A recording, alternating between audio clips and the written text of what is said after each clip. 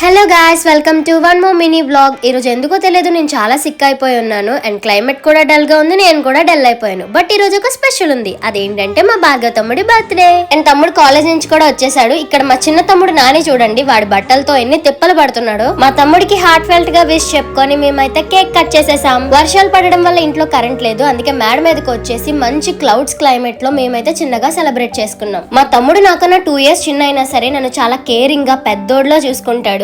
ఇంకా మా చిన్న తమ్ముడు అయితే వాళ్ళన్ని కోసం రూపాయి దాచి కష్టపడకు గిఫ్ట్ కొన్నానని చెప్పాడు. మేము చాలా ఇంట్రెస్టింగ్ గా చూస్తుంటే వాడు ఏమిచ్చాడో తెలుసా? ఖాళీ బాటిల్ తీసుకొచ్చి ఇచ్చాడు. ఇంకా మా పెద్ద తమ్ముడు వాడికి మంచి రిటర్న్ గిఫ్ట్ ఇచ్చాడు.